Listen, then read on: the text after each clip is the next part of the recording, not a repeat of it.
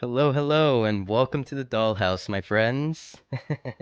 Thank you so much for being here this evening. My name is Sinful, and I am your host for Beyond the NFT.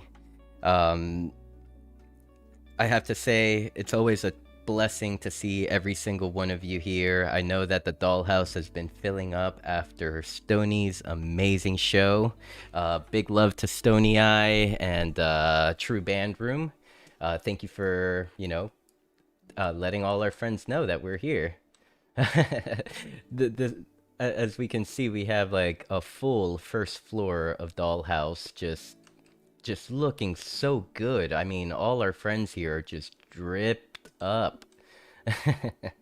So yeah, thank you everyone for being here, for attending. Um, this is, let's see, this, I believe this is the Monday before Christmas because next Monday will be Christmas.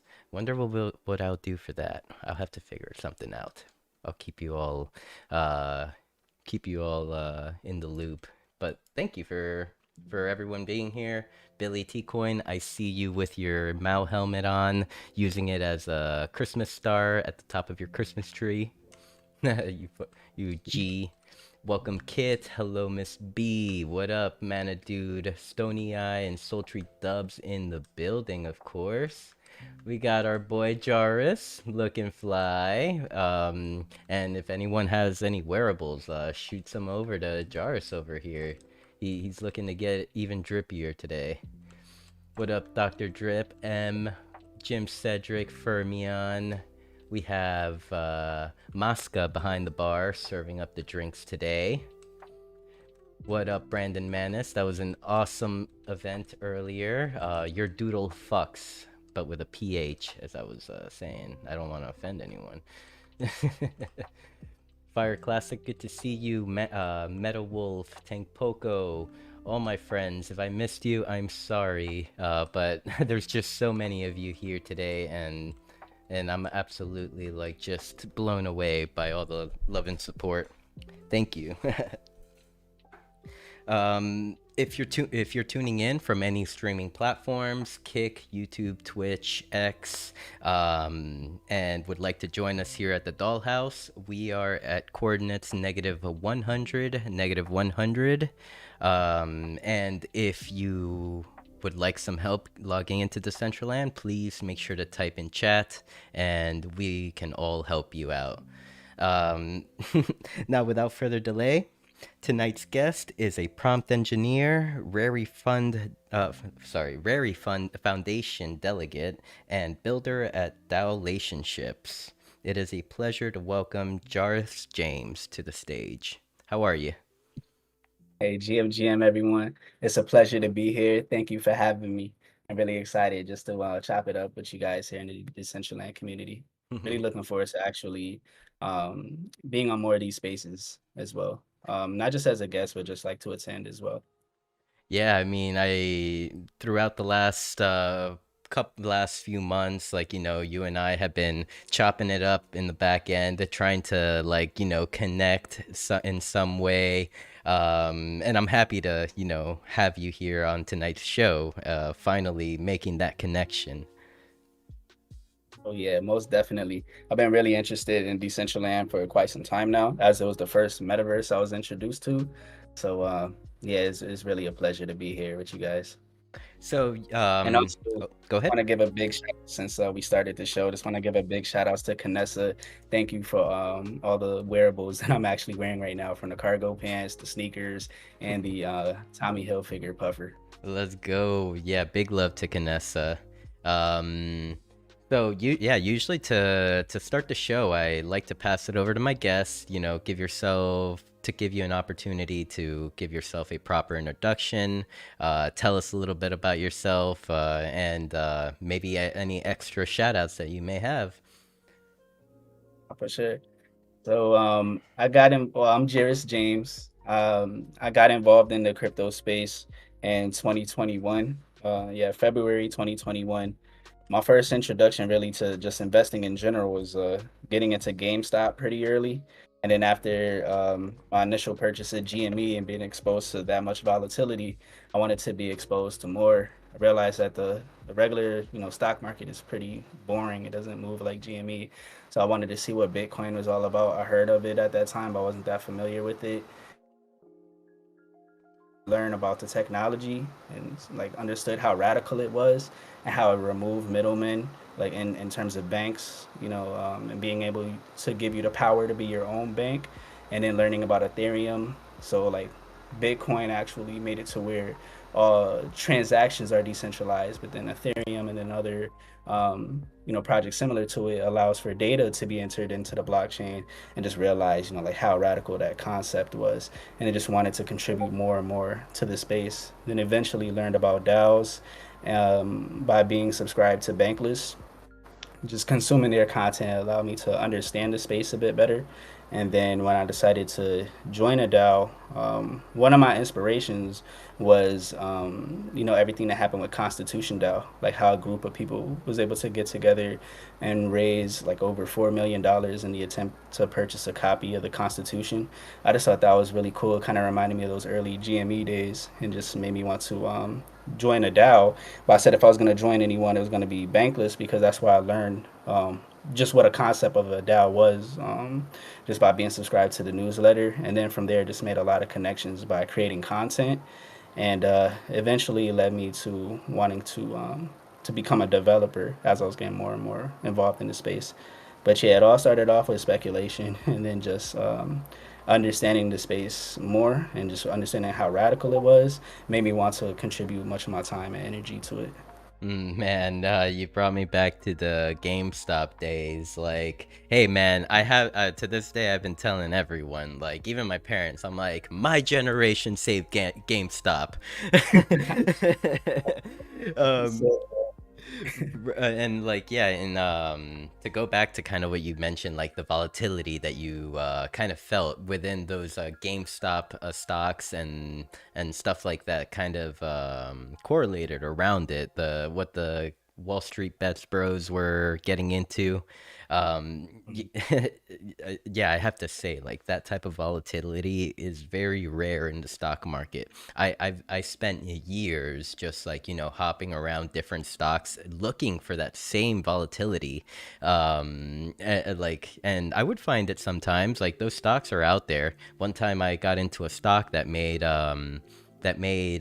jet fuel out of cow shit and ethanol. And yeah, I watched that stock pump. That was my first experience to like a volatile stock. It saw that jump from like 25 cents to $1.50, and I'm like, damn. yeah, that's crazy. But yeah, that was like we're dating back to like 2015, 14, and yeah, throughout the years I would slowly look for those stocks, but then 2020 hit and we had like a whole lineup of those stocks, just pumping and dumping and pumping again. Um, and but even like before that I had gotten into like crypto market, bought my first Bitcoin like in 2014. And I was around for the 2018 pump and then the 2020 pump and stuff like that. um so like yeah, crypto has always been that safe haven for me when it comes to degeneracy. Oh yeah, for sure. And you've seen a lot too. So you've been through a lot of market phases, a lot of ups and downs. So Hmm. you already yeah, so you seen like how different like the community like how like the huge difference in how the community pretty much acted like from a bear market, well from a bull market to a bear. Hmm. Actually, like in the bear market is when I developed all my skills because like now I wasn't really speculating anymore and I wasn't really focused on trading so much, where I actually like had the time to really like hunker down and develop some skills within that time. Yep, I mean here in Decentraland, we've been coining the term build a bear market. That's what we've been in this entire time, the build a bear market. And it seems like you took full advantage of the build a bear market as well. Oh yeah, yeah, most definitely. Getting involved in crypto in general just made me more interested in learning how to code. I always had like some interest in it, especially in like MySpace days. I first made a MySpace around I was about like 12 years old, so this is like around 2007, 2008ish, and well, one of my girlfriends at the time, she had a really cool looking MySpace page that looked like a website landing page, and instead of like the regular layout that showed your friends and interests and all that stuff, she like hid all those elements and just made it like look really nice, like a modern website. And then she like taught me a little bit like how to she taught me like some basic things and like how to achieve the same look. And then yeah, that got me into like the interest in coding a bit, but it kind of like died after MySpace pretty much. And then yeah, my interest in coding definitely peaked as I got involved in crypto. Yep, I see Billy in the comments saying, "Good old MySpace." Man, like low key, like knowing what I know now, like MySpace was a God sent gift, like because it was like opening up your entire profile to letting you design it the way that you wanted to, and I do remember, like I mean, I may have been like 14. No, actually, shit, I may have been like 12, 13 years old on MySpace, and like I knew of like friends around me that like got into like making their own like accounts and stuff like that. Like Mhm. like getting actually into coding, which is pretty dope. uh Yeah, no, it was a great experience, for sure. I just like the being able to like express yourself on the site to that capacity, and then crypto and the Decentraland just takes it to a whole nother level. exactly. Can't wait to get into my story of like how I like experienced Decentraland for the first time. I mean, around those times, like we could consider like the internet still being in its early stages and stuff like that. Not many people were like really using the internet like they do today. I mean, of course, the technology, the hardware has also developed throughout the years, making it easier for people to do it. Um, Hmm. so I guess what I'm thinking is possibly we can kind of get into some of the stuff that you had mentioned in your intro, and then kind of even like cycle back to like the Decentraland and what your thoughts and feelings are about it. Maybe we can also get into a little bit of safety as well. Awesome. Okay, yeah, that sounds good, man. All right, so I guess we can start with relationships. Um, how did the project? How did this come to be? How big is the team, and what is the goal? All right, so Relationships was a working group that was created within Bankless DAO, like during I think after the Genesis season. See, I got involved in Bankless DAO at the end of season two. Relationships was already formed, and it was formed by a member named Coach Viking. He's now a core contributor to Trust Wallet. But anyway, his vision for the project, it was his baby originally. His idea was to change the way that we view business development. It was more so to build warm relationships with projects instead of to just extract from them. But when I got involved, there wasn't like a whole lot going on though, and I decided to host demos with projects and pretty much like build a rapport with them within the Bankless DAO Discord server at that time, and within the Relationships voice channel, and then we expanded from there to our own Discord server in which we host events there, mainly so we don't clash with the other events that took place within the Bankless DAO server. Um, because like some other events would be happening at the same time, and then eventually we moved our events from our voice channel into the amphitheater within Bankless DAO, and then sometime that would clash with grants committee meetings. So we created our own server, and then from there we just focused on like instead of just treating ourselves as like a at the time we were referring to ourselves as a meta business development sub DAO, and so like let's just create content for projects that are pushing open source. Especially, I pretty much proposed this idea to the guild, And yeah, we just pretty much went with that and just started creating content for projects that are actually pushing the space forward. And because before we just pretty much like hosted events with any projects that we had a connection with in the space, but now I just want to just bring more awareness to projects that are open source, and especially since it really embodies the ethos of building together, transparency, all those great things that open source communities offer. Mm-hmm. And yeah, so that's our focus now is to just create media as a public good for these projects. And we're going to be transitioning. We're going to be rebranding soon, rather. So we went with a name that sounds more like a decentralized media company as opposed to a business development guild. So we're going to change our name to OSPN, and that stands for Open Source People's Network. And the rebrand should be happening by the end of the week. Oh, by the end of And the as far week. Yeah, so real soon. The logo is pretty much done, and then yeah, so you'll see like a new logo and banner on the Relationships Twitter and a new name, of course. So to go along with the change is gonna be OSPN. More than likely, it'll be OSPN HQ. But anyway, yeah, that's coming soon, real soon. And as far as membership, we have about 20. We have about like 10 very active members, but about 25 in total. I see. And kind of what does the community consist of? Is it more of like a like governance knowledgeable governance group, or is it a group of or a community of coders, builders? More so a community of, well, we want to bring on more content creators, but it's a ton of people to assist with content creation. So we have video editors, a lot of designers in the group as well, writers and researchers. A Oh. lot of people within the relationships, it was a place like people get together and just share experiences they had in other DAOs. Like when I first got in relationships, it wasn't like a whole lot going on. So it was people from other guilds within Bankless DAO, primarily Research Guild. A lot of them made up relationships. So we started with a lot of like research related tasks. And but yeah, just wanted to expand upon that idea. So like basically anybody that creates content could also create content within OSPN, and then we could shoot over proposals to other DAOs. That's tastefully done, and mainly with like a DAO we already built rapport with.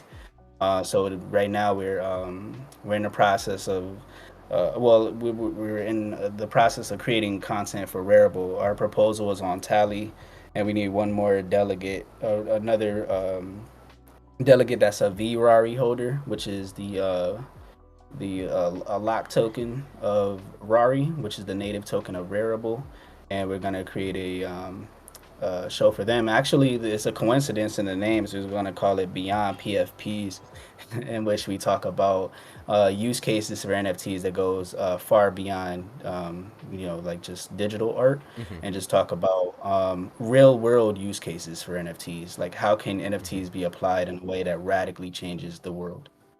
And That then of that course since very. Rarible, oh, I was gonna say too, and since Rarible's NFT protocol is open source, we would pretty much use it as a business development opportunity for our guests to actually utilize Rarible's free open source NFT software to like create their own projects as well. Oh man, you're doing the meta gods work here, because like I mean this information does is something that's very important to kind of bring into the physical world. And however you could present that information to, let's call them the normies here, like the better. I see that Relationships has hosted a few Twitter Spaces before. One being one that featured Lastrum, called Mhm. "Code is Law." Man, I remember you invited me to that, and I was like, I'm not a coder. I don't think I qualify. I really wanted to be on so I could like support, but I could, I would have been just sitting there all like quiet. The invitation is always open. You don't necessarily have to be a coder, because we have some members that aren't coders that are regulars. Like one of my good friends, Priscilla from Spool. We basically just talk. We could just talk about open source software just passionately, pretty much. Nice. And Like, yeah, go ahead. it's not so. Oh, it's not that tech. Well, it's technical, but it doesn't have to be. It's just talking about the importance of open source software for the most part. Mm-hmm. I mean, gotta give you your props. Like, I mean, Lastrum is one of the top people in the Decentraland space. You know, when it comes to like knowledge about like open source technology, code, and yeah, he's what like one of the leading minds here. Very passionate individual. Yeah, big shout outs to Last Room.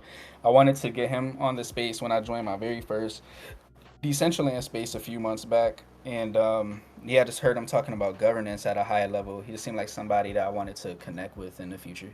Mm-hmm. Yep. He's always out there checking people that need to be checked. That's for sure, and I appreciate that from him. Okay, so we covered the rebranding. How often are the Twitter Spaces hosted by DollHouse or soon to be OSPN? Yes, sir. So we host Twitter Spaces every Friday. Although, Christmas time's coming up, so we'll probably host the next space in the first Friday within January 2024.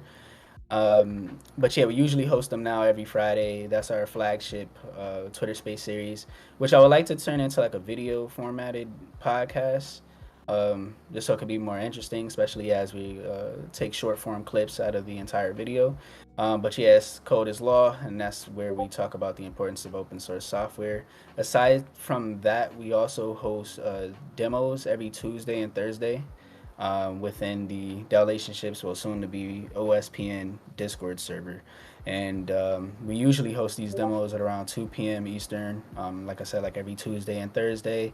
Our last demo was with Akash, which is a open source, decentralized peer-to-peer cloud computing platform. So it's like your decentralized version of AWS. And what we aim to do is just show like how to get involved with these projects, how to utilize them, and yeah, and just pretty much just give a high level overview of them in general. Hey, let's go. I mean, much needed in this space. And how long has relationships been around to this point? Uh, yeah, it been around since I know it was created in 2021, like around the winter time, like the season pretty much like right before I joined Bankless Dow. So I Okay, joined in December. It was around like yeah, like September 2021 when it was first created by Coach Viking. nice. So we've been around. Yeah, so we've been around for about 2 years now, a Mm, little over 2 years. let's grow. Let's grow. So for anyone that is listening and that is not familiar with Bankless DAO, what could you tell us about it? So Bankless DAO, that was my introduction into the DAO space and just like Discord altogether. But as far as Bankless DAO, like my first impression of it was, a DAO in which it's pretty much my idea of it was a media DAO. That's why I went in there and started contributing to media projects. But it's a lot going on in Bankless DAO, especially when I first joined because it was pretty much like the end of the bull when I joined. So, people that wasn't really like hip to the fact that on balance volume was coming down. It was still like um, pretty much like the euphoria of the market was still there. So it was a ton of activity, but it was so many like working groups within there. But essentially, it's a service DAO. There's a lot of different services offered there, like Mm, research related services. There's a lot of projects that spun out of Bankless DAO. Like there's one called Bankless Card, and it's a DAO a DAO community that created a crypto backed debit card, pretty much. Like you could earn rewards and governance tokens. Um, but like I know like the original vision for Bankless DAO, as I was looking at some of like the earliest forum posts that even like Ryan Sean Adams made, like the one of the co-founders of Bankless mentioned like the original vision was for it to be a media DAO and to cover content that couldn't just be covered by Bankless HQ. So that's like my experience. But if you ask a few people from Bankless DAO, you'll get like different answers because people contribute in different ways. I see, I see. I mean, it sounds like it's mainly like an umbrella for a lot of things. It covers a wide spectrum of you know, DAO related things in the space and a little more. Yeah, like when I first joined, it was a bit overwhelming because it was just so much activity in the Discord and so many different guilds that you can join. You have Dev Guild, Data Analytics. Those were one of the first, even though I wasn't really all that proficient in data analytics when I first joined, I still found an interest in it. I did join that I found my home initially within Research Guild because when I first joined, I didn't know like how long I was going to be a DAO contributor. I had a lot of fun trading, before noticing that the price of Bitcoin was going to go to shit like in November 2021 when Bitcoin was at 69K. And one of my indicators I like to use is on balance volume. And then when I saw that even though the price was increasing, the volume was decreasing drastically. So like I knew it was Mm-hmm. basically the time short Yeah. Bitcoin at that time. But I Mm-hmm. was just getting involved in trading. I didn't really feel like I was ready to start shorting. 'Cause I was like literally just learning how to trade and learning Wyckoff trading methods at that time. Um, Oh, so I know the decided to feeling. yeah, so I decided to join a DAO and see if I could just earn crypto instead, if that's feasible, if I could actually get the experience of like could I actually support myself and work a full-time job in bankless DAO. So when I joined research, part of it was just so I could like understand the market better. 'Cause I was a big TA guy. I was really into technical analysis. I didn't really study the project all that deep, except for like the main underlying technology like Bitcoin and Ethereum. But as far as all the altcoins, I wasn't really into that Mm. yet. So I figured when I joined research, I know I could learn a lot from the members there, especially since I didn't really have much other friends that were into crypto. So just joining Bankless DAO was a great experience for me to actually connect with other like-minded individuals that knew way more than I did. Because like in my family, like within my family and my inner circle, I was like the crypto guy, but by no means was I an expert at that time. I really was a novice. But like getting involved in the DAO, it just allowed me to connect with people that really like that understood the space better than I did at that time. Yeah. So, you just mentioned that you were like more very interested in the TA side of things when it comes to trading. For those that don't know what TA is, technical analysis. So entering the crypto markets, there's always that kind of feeling or that sense of like, and every trader kind of says it here when they trade, is that when you're trading crypto, TA goes out the window. So, like in certain scenarios, like you'll be seeing that you'll be seeing volume going down, but then you still see the price going up for some reason, or you see volume start to pick up, and sometimes we don't get a price reaction, or we don't get it when we want. So I guess the question is like, what like for you, what is the biggest tip that you can give to anyone that is trading crypto? Mm, First off, I would say I know this is might sound cliche, but do your own research and and to also don't rely on other people's technical analysis skills. That's like when I first got involved in this space, I was just watching other people on YouTube and like making trades based off of that information. With a I thousand would, lines and shit, you see like charts with like yeah, yeah, million lines. yeah. Exactly, with all these scribbles on their charts, and I didn't really understand it. But I was like, "Oh, he's talking and using all these big phrases and words. He must know what he's talking about." So yeah, this is like an interesting trade. But yeah, I would say like learn how to trade for yourself. I would say not even look for like just like because people would say to look for certain patterns like a morning star Hmm. pattern or shooting star stuff like that. That really like that type of technical analysis I would agree goes out the window with crypto. That stuff really doesn't matter much. I would Hmm. say to understand market structure, what helped me the most was when I came across the Wyckoff method. And the way I even came across that was after watching the movie Wall Street, with Michael Douglas and Charlie Sheen. Hmm. And what inspired me in that movie was I watched this movie actually around the time where I first took profits.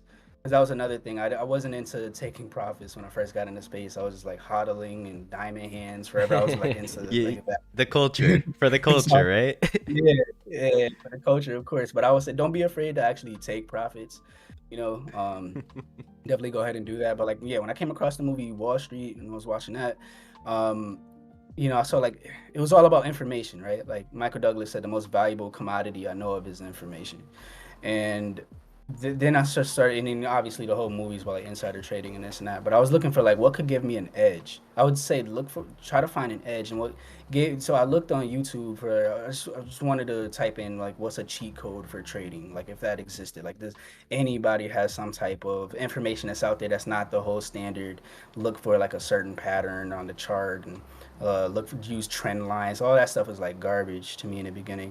And then when I figured out, I came across a video called the bank's secret indicator. Of course, it was a bit clickbaity, but anyway, it was just talking about the Wyckoff method and being able to spot manipulation on a chart.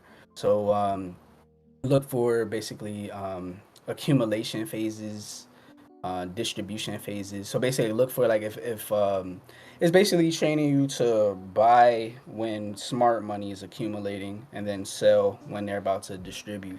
W- And w- then I would. This was around the time where I got into sentiment analysis. This is why I even like how I mentioned Lunar Crush in the beginning when we linked up here.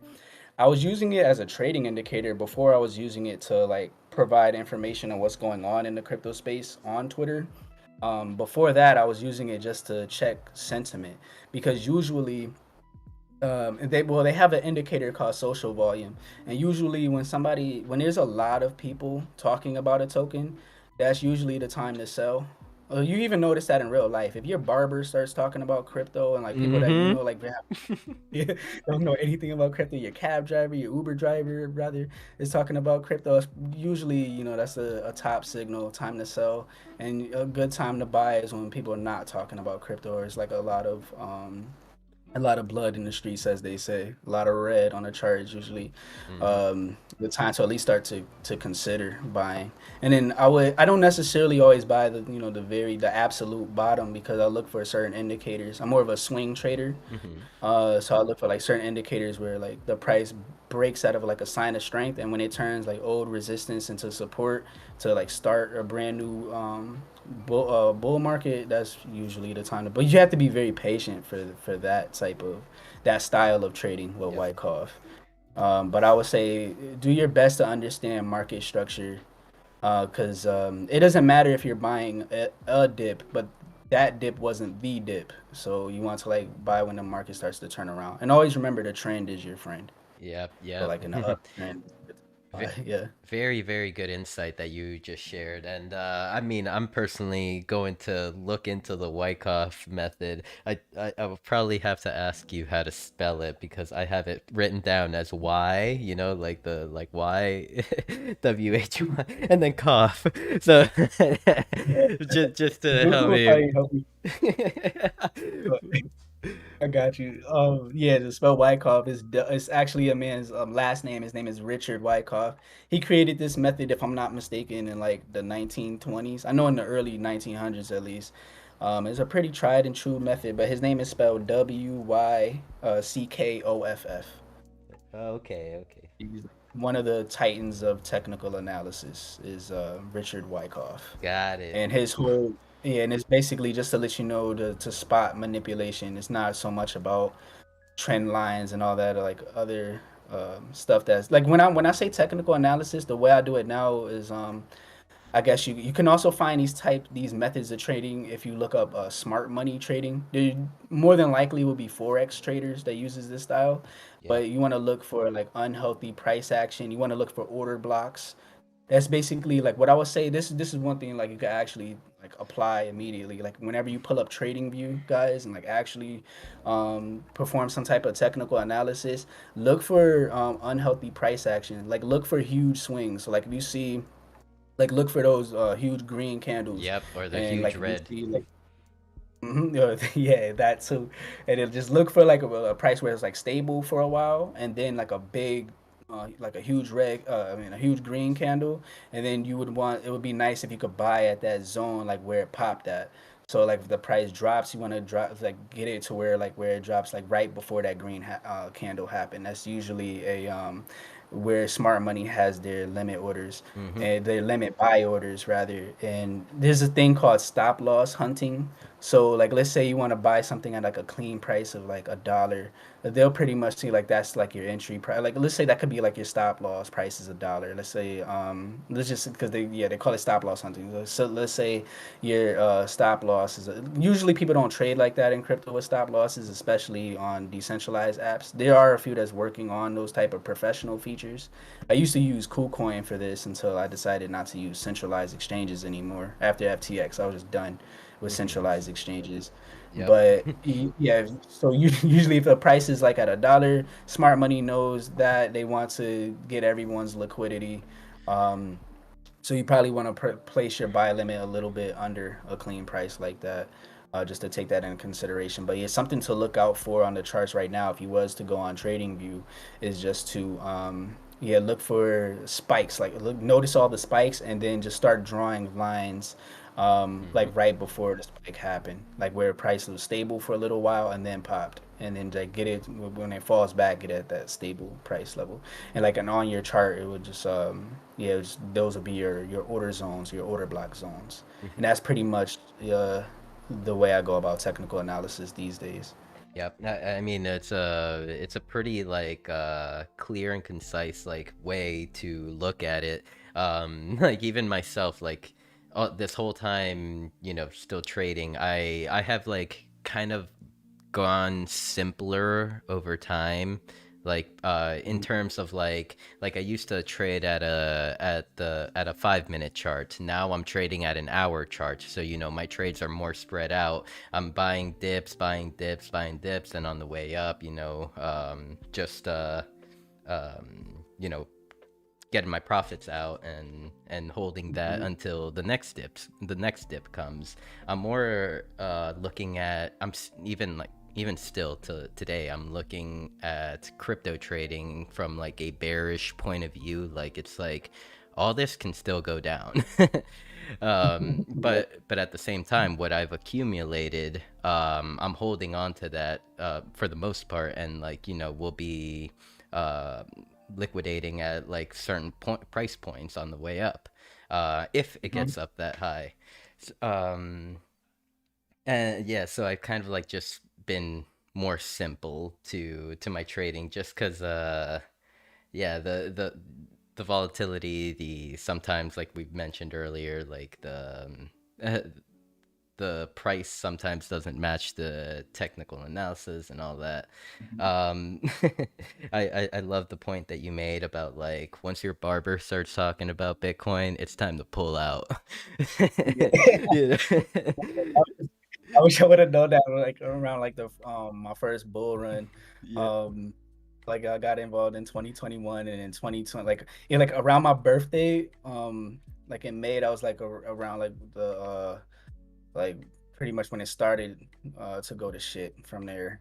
I mean, yeah, it popped again in November, but like it all started to cascade a little bit in Hmm. May. It picked up a little bit a few months afterwards, but I remember on my birthday, a lot of my family members was talking about Shiba Inu, and it's like people that's not into technology at all, and I should have took that as a top signal, but at that time I didn't know any better, Yep. and yeah, so I was like, yeah, kind of a little bit wrecked then. Although I did, make it back though by actually trading Shiba, months later in September. Made one of my quickest trades. Like as far as making about like third. No, no, with that trade with Shiba Inu, no, that took a little bit while. I was thinking of a second Shiba Inu trade where I made about 35% in a day. Like it was less than a day, of like around Nice. 12 hours or so.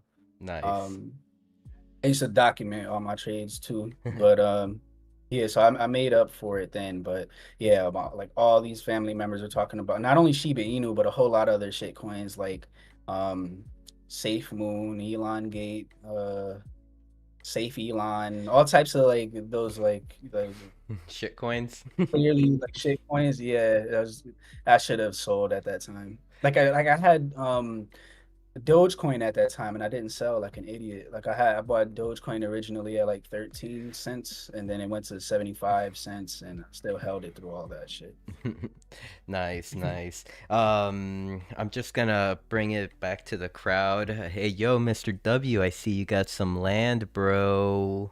We're gonna have to stop by soon and have a housewarming party. Hopefully, I get an invite, a postcard, send it to the CBD Discord, uh, or invitation. Um, and so going back to you, um, what was I gonna mention? Well, shit. Well, shit. I forgot. It was gonna be a goodie too, but um. Oh yeah, another example for when to pull out is when family members stop making fun of you for having Bitcoin. Yeah, I remember I remember there was a couple of years there like I've been trading like crypto for a while, like especially after Mhm. 2018, and I would be accumulating tokens after 2018, and my like every year my cousins or there would be like friends like at Christmas parties be like, "Hey, how's your little crypto doing?" You know, and I'd be like quiet about it. I'd be like, "Yeah, just buying," and then once Christmas 2021 hits, like and and like everyone's like, "Bro, did you hear about crypto? I got crypto. Check out." Pulls out app and like buying. Oh man, those are funny times. and I and I s- Okay. and I kind of see them swinging back to this. Like I'm starting to like get that feel again from like friends that were against crypto, like again being like, "Oh, well, crypto's starting to look good again," and stuff like that, very slowly, which kind of gets me, I guess, my next question. Maybe I'll start with my personal sentiment and we'll go to the question. I kind of feel and not financial advice to anyone listening, I almost feel like these pumps that we're seeing here are mainly like financial institution driven due to all like the BlackRock spot price Oh news yeah. and all that stuff.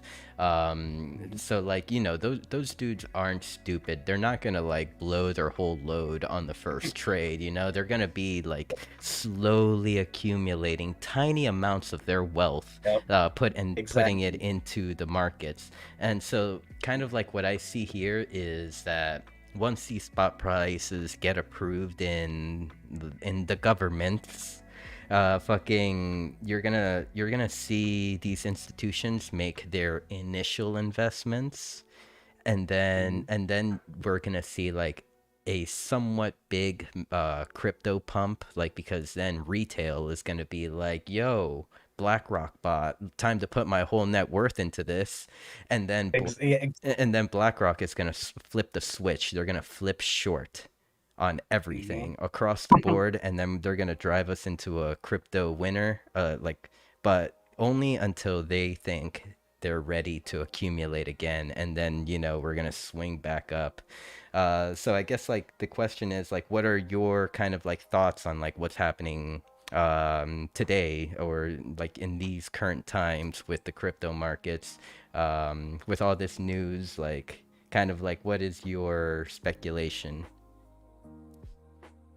Well, first off, like a few things that you brought up, it just reminded me of a few things. Like, um, it was this live stream of this guy Martin Shkreli where he talked about um how BlackRock don't like to take losses. So like Exactly. we have like yeah, you have institutions like that getting involved. And he was saying like how we're gonna need institutions like that to drive the price up, of course. But yeah, people like BlackRock, they don't want to take losses. So that goes right appears that pairs hand in hand with the Wyckoff method of just purchasing when institutions buy, and it's nice to get some type of indication when they're gonna buy, especially before the news happen. If you could like, or before the news is everywhere, basically. If you could find it on other like publicly available sources before it's on Bloomberg, would be ideal. As far as where I see, and then also what you mentioned, it reminded me a lot of the movie Wall Street when they was driving up the price of Blue Star. You know, when Charlie Sheen, when he told Michael Douglas about Blue Star when he met him on Michael Douglas's birthday, and well, on Gordon Gekko's birthday in the movie. When he had his initial meeting, he told him about Blue Star when they drove the price, and he wanted him to call this stock firm or Blue Horseshoe. Remember, it said Blue Horseshoe loves. I think that was Endicott still. Anyway, he was pushing Blue Star to all the people within his within within his within the firm that he worked at in his brokerage firm, and was telling everyone to put their money into Blue Star. This was after, of course, Gordon Gekko put in a whole bunch of limit orders at a certain price. Then he wants to bring more attention to it later. Of course, like after he already had his entry price. But as far as the way that I view the space right now, I haven't really did too much like speculation and too much research into like current market conditions. Really, my main focus right now is coding and just developing. So I spent a lot of time focusing more on the AI space, how to like build LLMs, that type of stuff. Um, I'm focused on more so like on long term investments in this space. That's what I really been focusing on. But it's an interesting time to say the least because it's not really clear. I mean, because it could be a bull trap where we're in now. So I'm still keeping my eyes open. The on balance volume isn't like incredibly high, so I'm not 100% sure if we are in a bull market, but there are some indications that it may be the turn from a bear to a bull market. Um, but yeah, I'm still keeping my eyes open there. But the main thing, like I haven't really did a whole lot of accumulating just yet because I'm still anticipating somewhat of a pullback. But I could definitely be wrong, and none of this is financial advice. But my main, most of the attention I've given in this space is to coding for sure. Definitely just getting better with Python scripts and SQL.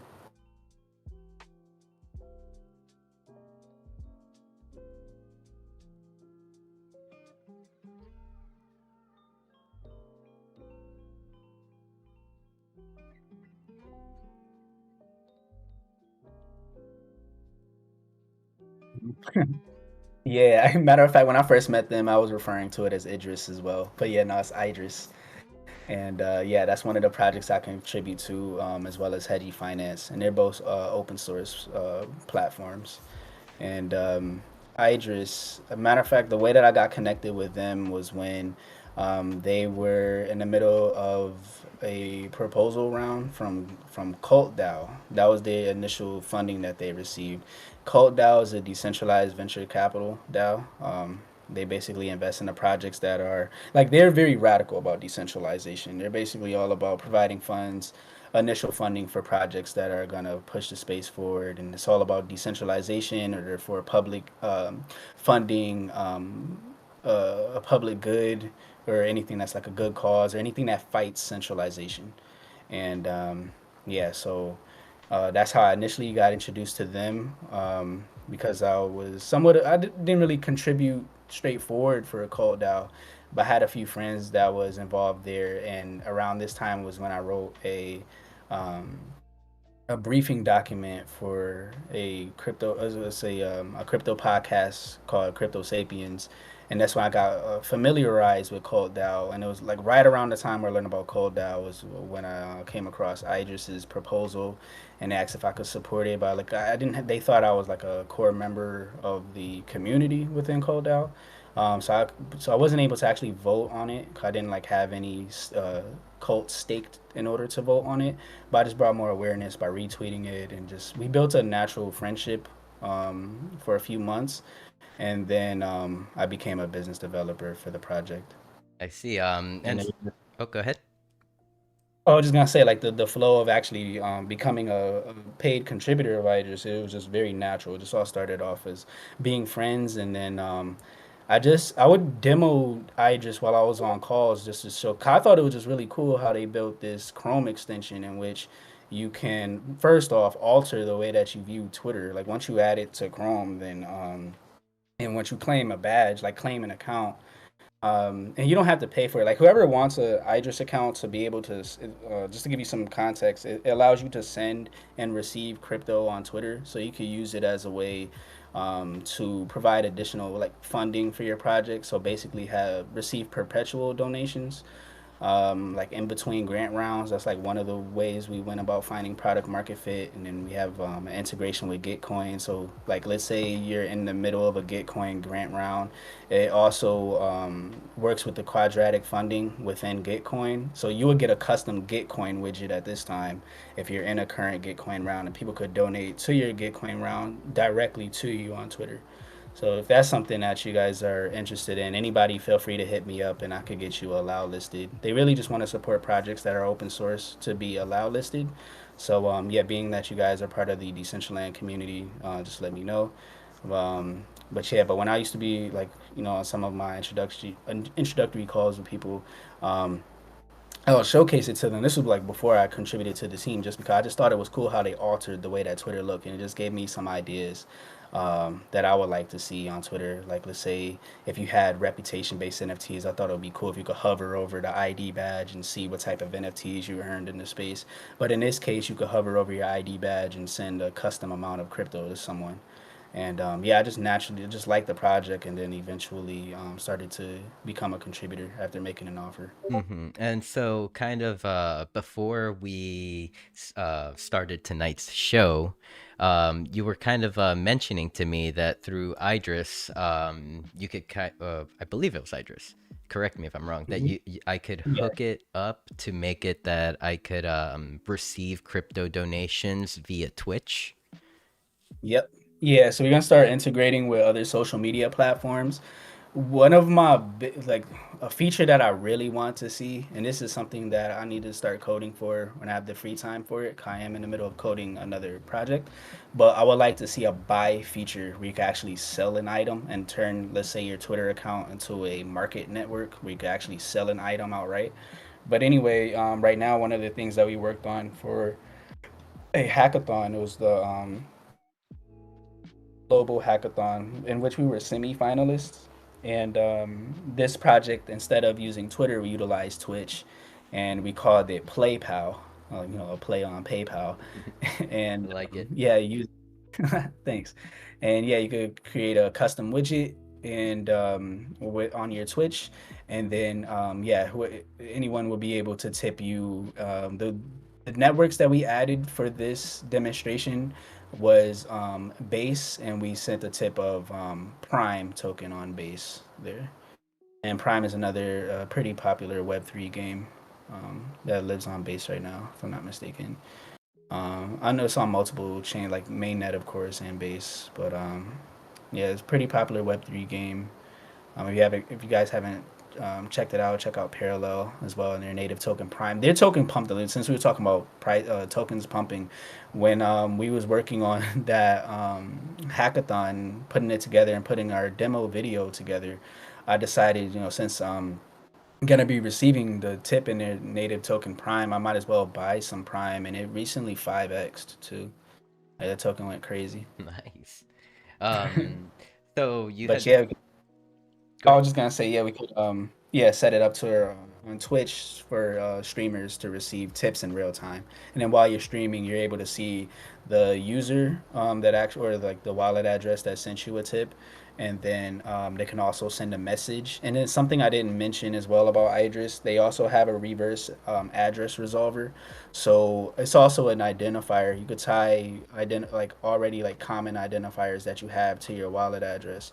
So instead of like, let's say, it's nice like on other platforms, like let's say a DAO aggregator that showcases a member of a DAO, but it only shows your wallet address. Like let's say Deep DAO, it'll just show members based on their wallet address. But that's impersonal. If they was to hook there up there like a reverse address resolver through Idris, it would show a Twitter username in place of a wallet address. So it also works in that capacity as well.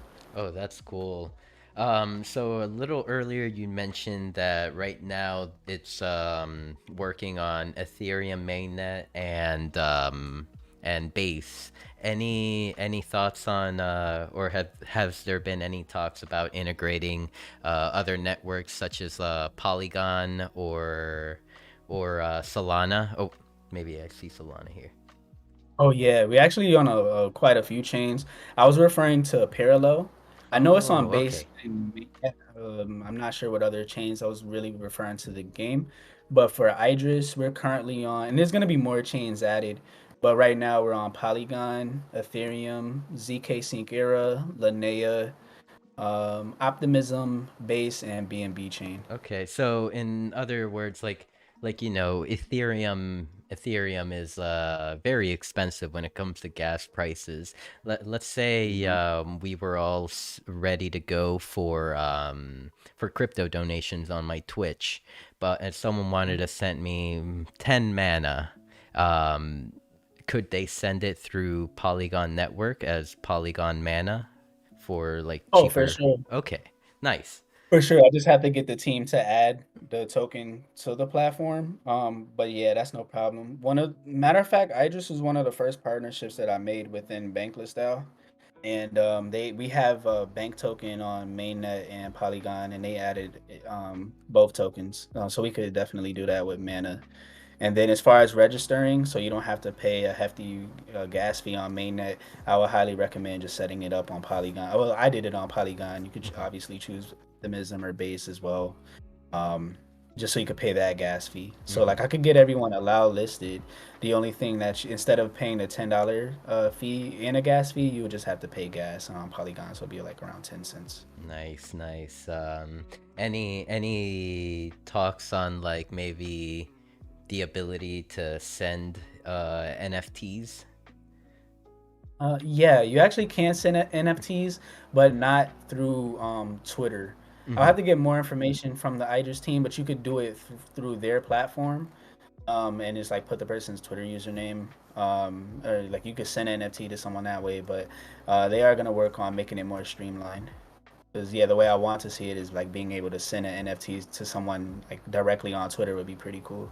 This is really cool. I mean, yeah, definitely like in terms of kind of like personalizing who you're sending assets to, like, being able to just choose the person's Twitter instead of like putting in the random numbers and hoping it gets Mhm. there, like, definitely something cool. I'm happy that you've made some contributions to this project, that the Idris team is still going, and doing developing. Um, any final thoughts or any final things you would like to mention about Idris before we move over to Hedgie? Yeah, I would say it's open source, so anybody can contribute to the project, development wise. Something personally I would love to see is a buy feature. That's something that we are working towards though in 2024, so that you can actually like hover over somebody's Idris widget and then see what type of item that they're selling and be able to purchase it in crypto. So that because like because they wasn't working out on it initially. That was one of the ideas I pitched to them because I was thinking I had this idea before, like way before I got involved in crypto. When I used to sell clothes on Instagram, I was into drop shipping in 2019 before I got really involved in crypto in 2021. So in 2019, 2020, I was just selling clothing on Instagram, and I was just thinking I would have because I was getting a lot of interactions on Instagram. Um, as far as customers, it was a steady flow, but I know it would have been much higher. Like the conversion rate would have been much higher if I could sell directly on Instagram instead of someone having to go to another platform in order to purchase the items. I Mm-hmm. just think it would be nice just to get like reach your clientele like where you initially met them at. Like being able to allow them to purchase right on the platform is pretty cool. And it's pretty like a hacker like workaround as well. Yeah. I'm seeing also that in like along with Twitter, you could also hook up your address to your wallet address to your email address. I think that's actually pretty dope, especially if it's one of those email addresses that you want to get out there, like people to know exists and that it will reach you. I feel it could be a good way to market your your contact. Oh yeah, like a professional email, something like that that you want out there. Yeah, I see that, like a business email or something. Yes, sir. My use, like my main use of it was just like through Twitter. That was the main way I promote it, and then soon it'll be on other platforms. Like we're already working towards, well, we're already integrated on Twitch. As far as it doesn't connect with Twitch usernames just yet, but I know they're also going to be working on integrating with Instagram as well. That should be happening sometime soon. Well, sometime in the future. I know I'm sharing like too much alpha now. But and then in terms of phone numbers, I would say the only thing to link, like you definitely don't want to link like your main phone number Mhm. here. Yeah. Yeah, you would want to use like a private phone number, maybe like a Google phone number, something like that. Maybe Just always business. keep in mind. Yeah, or yeah, definitely, or business phone number potentially.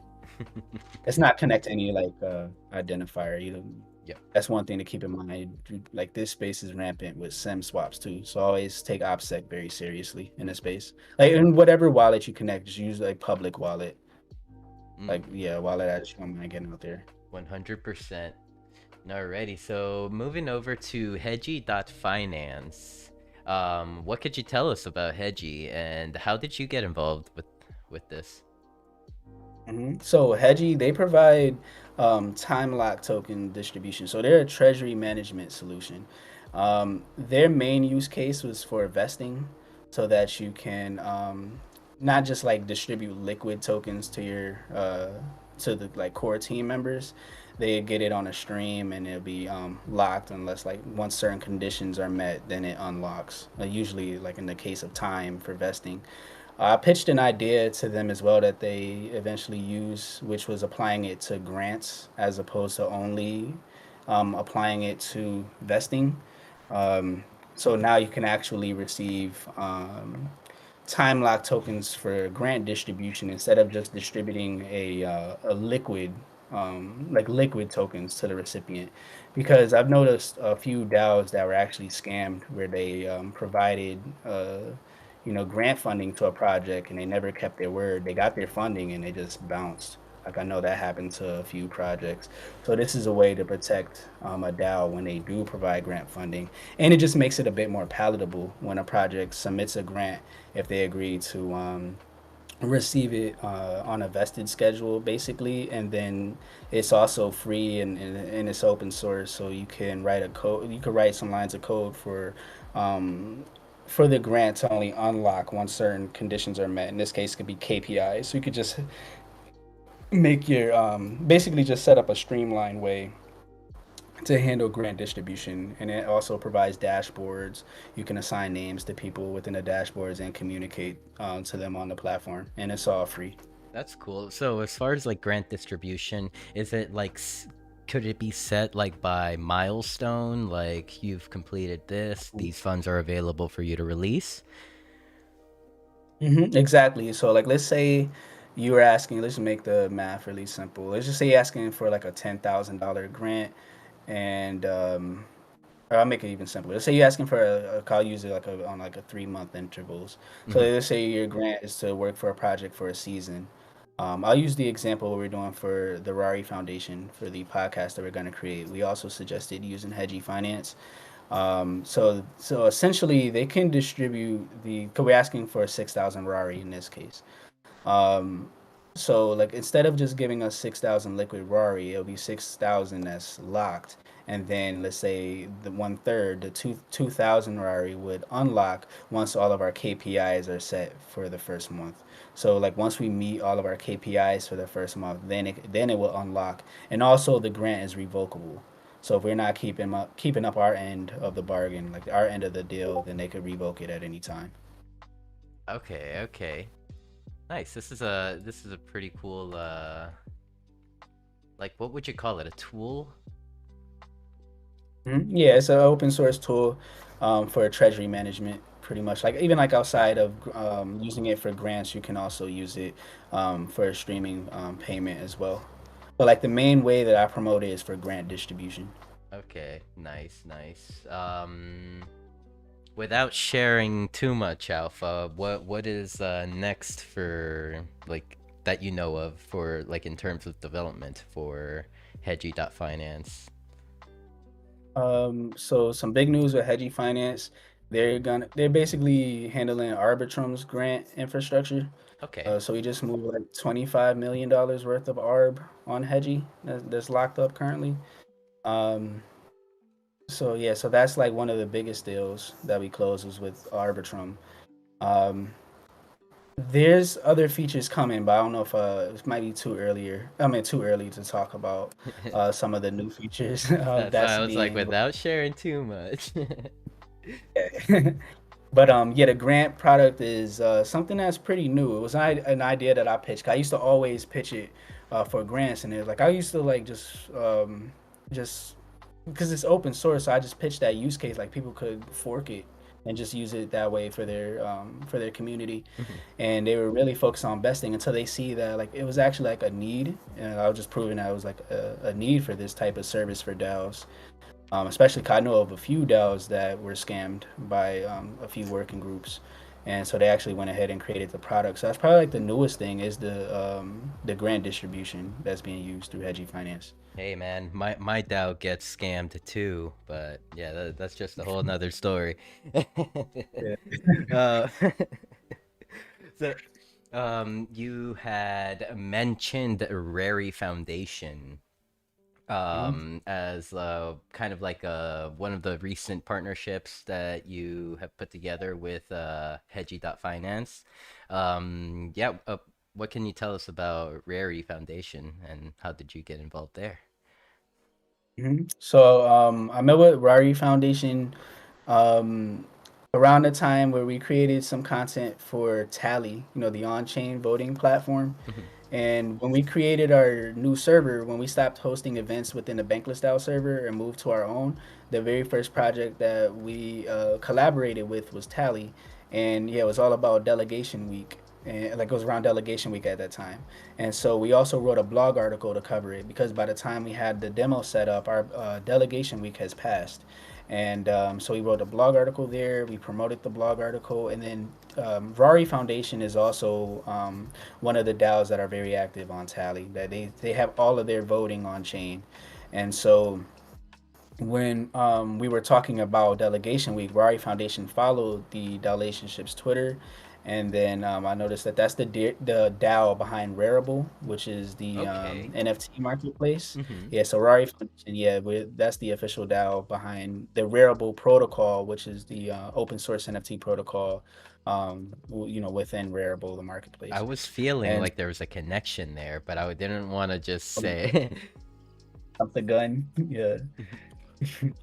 But so when they followed us on Twitter, I decided and then when I noticed I took a look on their Twitter and they had a delegate launchpad program that they were starting, and I wanted to also have them present a demo within the relationship server to show like how can we become delegates, or like what's the process, what does it entails to join the Delegate Launchpad program, and we actually onboarded a few members within relationships to become delegates at Rari Foundation. I became a delegate shortly after, and so did one of our core members, Winverse, and then someone that's pretty active, especially like when we created our server initially, was my friend Jaff from Push Protocol, and he also became a delegate there as well. What? I wouldn't say he's like an active member of the relationships right now, but like he was one of the people that we formed a strong relationship from the push community, and he always showed a lot of support and attended demos and just showed love. And yeah, he was there for that Rari Foundation demo and decided to contribute there as well. And he's definitely a big brain, and he knows a lot about like contributing to governance at a high level. So he was a great addition to the team for sure. As far as the Rari Foundation goes, what is like what does being a delegate in that DAO entail? So being a delegate is pretty much um, remaining active on forum, like actually paying attention to proposals that are being brought forth, um, to reply on forums, provide high level feedback, because now we actually introduce something called delegation scores. We just like our delegate incentive program just ended, and It was a way to provide rewards to like the top Rari holders that actually delegated to an active delegate. So when you join when you become a delegate through the Launchpad program, it's temporary. Like you get 2,000 Rari delegated to you initially, and then over time it starts to diminish until you have none. So you have to make sure that you build your reputation Mm-hmm. within Rari Foundation in order for people to consistently, delegate to you. Is Um, is 2,000 Rari considered a big amount of voting power? It's a decent amount. Like all of the delegates have that amount right now. There's some that has 5,000. So in order to post a proposal, like it's not that large now that I think about it, because you need 5,000 VRARI to post a proposal on Tally. Okay. So if you want to actually put a proposal for 5,000 is the number that you need for that. Okay. So, but And it's a decent alternative. Like in terms of like a dollar amount, 2,000 Rari is like the price is like $1.40. Well, let's just say it's $1.50 to make the math easy. So mhm. it's about 3,000. Okay. So for a proposal, what are the thresholds needed to get that proposal to pass? Um, Being able to communicate clearly, what's within the proposal. So it's important to actually attend the proposal review calls and to enlighten the delegates of what your proposal is all about so they can understand it. And I mean, obviously, you don't want to be asking for like you just want like the price to be justified for the type of work that you're going to be providing for the DAO. Yo, So like as long as like the price is justifiable and it's something that resonates with the community, it's something that the delegates feel is necessary. I see. I see your account right here. You got a 1.75 score. Is that a good Hmm. score? Because I see other people with 0, and I see the top guy with 2.5. Yeah, so 1.75 it's a pretty good score. I'm like in second or third place. I think Jaff is a little bit higher than me now. Let's go. J so I'm like in third place right now. I did help contribute to creating the score. Although, like, if it was like, if I had like a little bit, how do I want to put it? More influence for the or more power, like with the because there was a developer on the team that like took over after like I provided the initial data. Um, so they ended up using the forums API, and within the forums API, it just shows information like content that's created, like with like every forum post, and then it pretty much determines your score based on the quality of your content. Mm-hmm. Okay. And so I'm looking at some of the proposals here, kind of with going back to like threshold.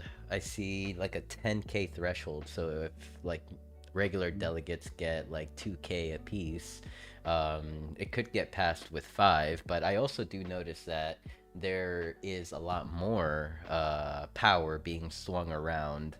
Um, like for example, this one right here that is 8.5K for, and then you have 31K against. So you have like around like maybe 40K, just to make things easy, 40K of worth of voting power out there. Mhm. Yeah, At there's least at some the current. whales out.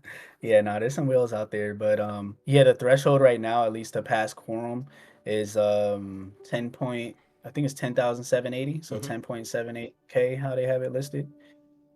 So yeah, about 5 or 6 delegates could get a proposal to pass essentially. That's if Mr. Whale doesn't come through, right?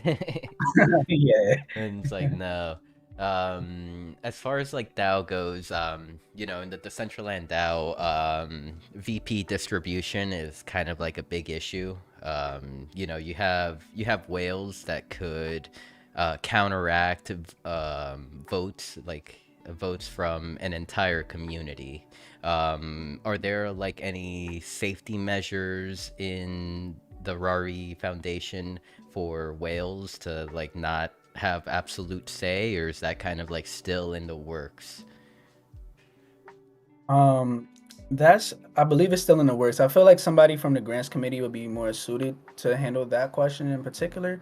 But I noticed that there's just like in terms of DAO governance, is definitely a lot that needs to be worked on for sure. Like I would like if, cause like if you like, let's be real, like most DAOs are basically like plutocracies. Whoever is the largest token holder could really, Yeah. sway governance. So I would like to see more reputation systems used here. Like if you're like delegate scores, for an example, if that played a larger factor, or like what I really want to create, and I'm working on a platform myself as well. I'm working on a platform called DAO Space, in which I'm scraping all the metrics, every single post from 100 DAO's discourse forums, and then we'll create DAO scores based off of that as well. That's very similar to like an NBA 2K rating or a Madden rating, like for Mm-hmm. like a particular like a basketball player, football player, in which like let's say the lowest score is a 50 and the highest is 99. But I would like for like actual like reputation to have more weight than just the token itself, Yeah. so that people that actually contributes to the community um, has a say in governance more so than just someone with money, Mm-hmm. because then we could change DAO governance from a plutocracy to a meritocracy. I really want to see more merit-based DAOs, or like some more merit-based systems. Yep. So I really want to work on a tool that could that will work towards that. You did mention a little earlier that you had contributed to the reputation system. Hmm. Okay. Yeah, so yeah, so the way how like the way that I wanted it to be implemented was a bit more robust than it currently is. Although it's still pretty like it's cool to actually see your score and like and like have something that represents your reputation within the DAO. But I wanted it to be like like very granular. But I know Mm-hmm. it would have took more time for the developer to work on, and this is something that we all contributed to, like as far as the code base for it as a passion project. It wasn't something that we was paid to do for this initiative, but I scraped every single forum post by Rari Foundation and provided every metric, like let's say like all of the likes a post received, but also the individual likers, all replies to a post and repliers, the full content as well, of course, the any links that was shared, images, like everything. Like I was already working towards this, but I decided to scrape all this information, and then they also mentioned how they would like to have tally data presented. Tally data also works within your score. So the more active you are, if you actually vote on proposals, because they didn't want people to delegate to someone that's not going to actually um, use their newfound Mm-hmm. voting power. So they want to incentivize people to um, donate to somebody that's actually, delegate to somebody that's actually going to vote. So that ties in there. Mm-hmm. And then, yeah, I built a scraper that'll scrape tally. Initially, they was going to go with a project called Boardroom, which is it's like a DAO aggregator in a sense. You can also stay up to date with forum posts there as well. Um, but yeah, so it was taking like a long time to deal. And then I decided, since I'm already like providing the forum information, I would like to scrape tally. I took a look at the website and it didn't look that difficult to scrape, so I just built the scraper over the weekend and and then provided that data as well. And yeah, so like my main thing was just like scraping websites, and like it started off with Twitter, like I mentioned earlier, until like very early in our conversation here. Mm-hmm. Yeah, so Elon Musk took over and made it very difficult to scrape Twitter, to say the least. Exactly. Um, I Although there's a workaround for it now, though. Say the workaround would be to the workaround now is to use Selenium to automate web browsing, so it's not clear that it's a bot that's scraping the information. But yeah, anyway, that's where it started. Just scraping forums, and then brought that over to Tally and provided that data there. So I played a role in that. But as far as how the points were distributed, like your score, I would have it be more reminiscent to like a rating, like a overall rating, like NBA 2K. Where it starts Mhm. like 50 to 99. I just wanted it to be a way that was like a bit easier to comprehend. I like Tally. Like I'm just clicking through all like the functionalities here. It's pretty cool. Very like pleasing visually. Yeah, easy to yeah, it follow. lights you up. So Mhm. yeah, this is cool. This is my first time on Tally, so that's why I'm just clicking on everything I can. Oh, interesting. Yep. So this is the platform where you could actually vote on chain. I know a lot of people are used to Snapshot. Yeah. Like you could verify that you're the owner of the wallet, sign, with your private key, of course, and vote on a proposal. But with Tally, it just takes it to the next step because it puts the like all the votes are on chain, so you have to pay a gas fee when you submit a vote on Tally as well. Because now it's just taking governance and putting it all on chain. Ah, nice, nice. Alrighty, so let's see. We have covered Rari. We covered relationships. Idris. I guess let's see. We have about around 20 minutes for the show left. Kind of. I guess it's a good time to get into like what are your visions on Decentraland? Like I know you've been around for a while. You came in a while back, and slowly you've kind of like been popping in and out, and also like joining spaces. What are some of the thoughts of the possibilities that you could bring to Decentraland? One thing that I could provide like immediately is like insights into everything that's going on the forum. So like find out the most positive posts, negative ones, like which topics. The same thing applies for topics as well. Just provide like insights into the forum, like pretty much like anything that you want to know. And just mentioning like how I code, I'm a prompt engineer, like you mentioned in the beginning. So like all my coding is pretty much helped is assisted with by chat gpt. Like sometimes we can even like do a live working session. You could give me like what type of metric you would like to know within the forum, and I'll just have that python script interact with the database that I have right now. It has a total of 284,009 posts.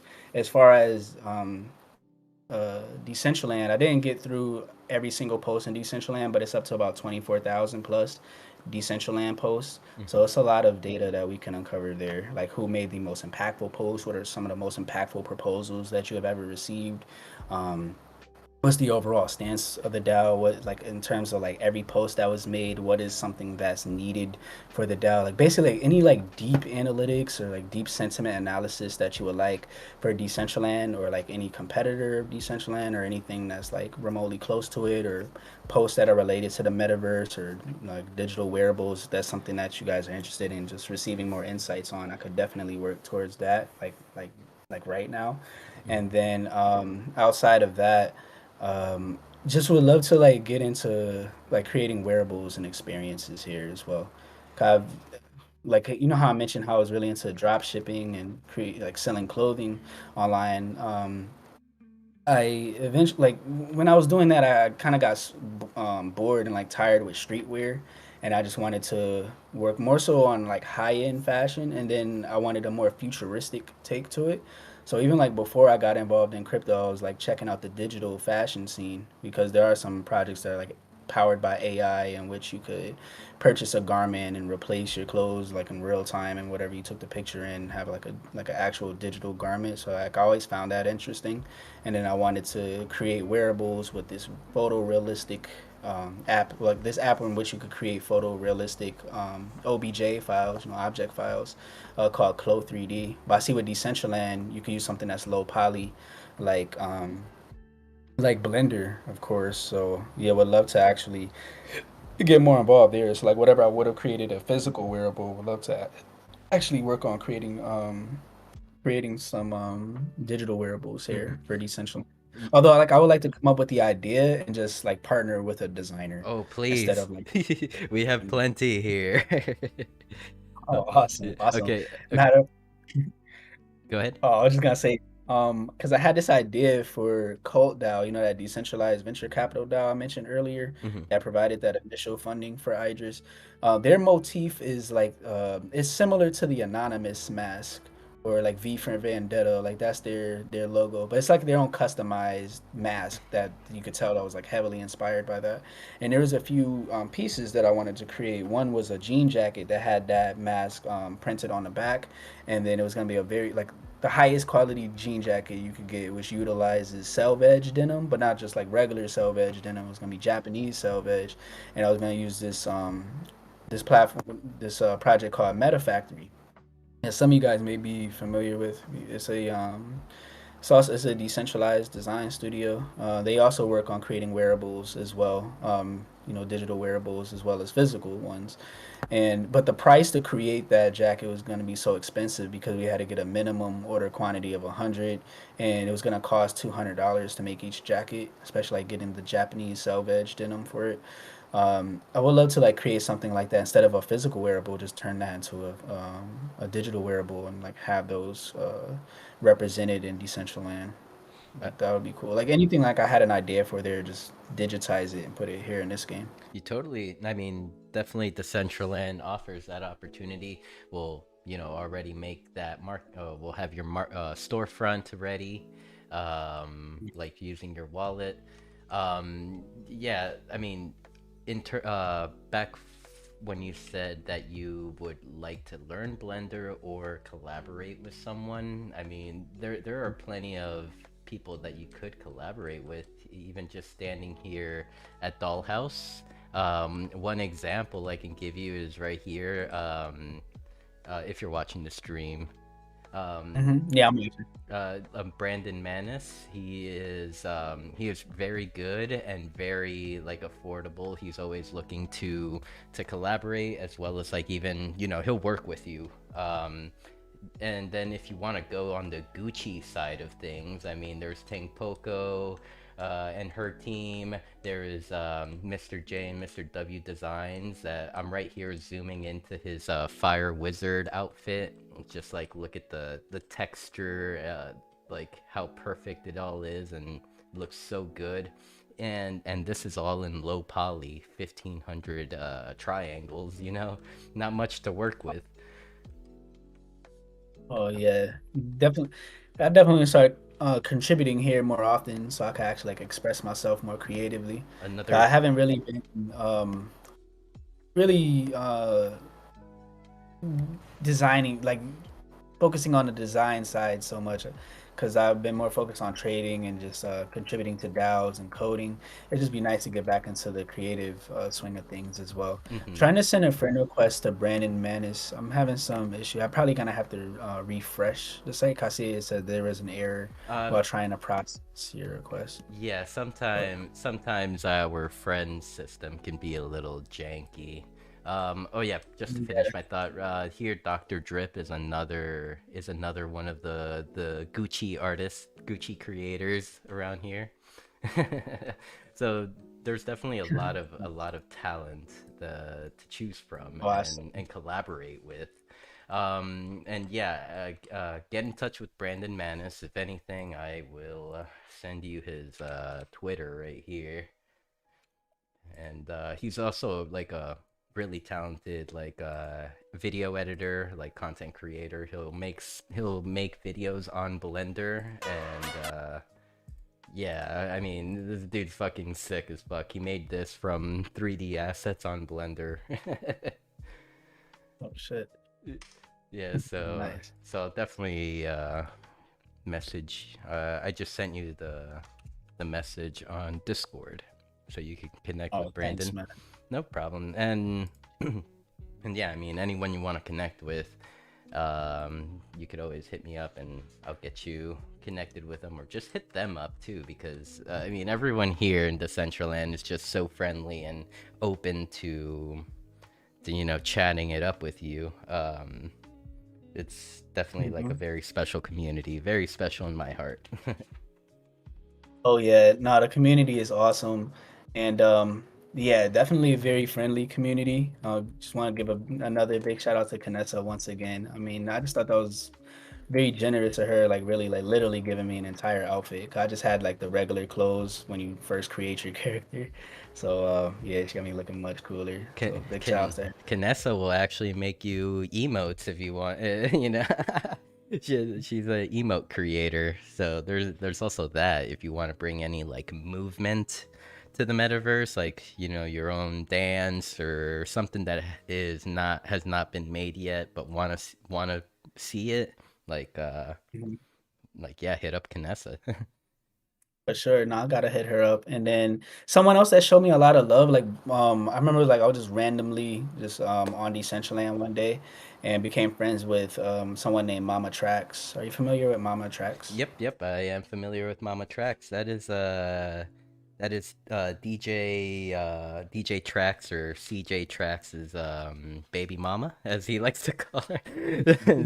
And yeah, I mean, definitely they're also like pretty cool. Um, Mhm.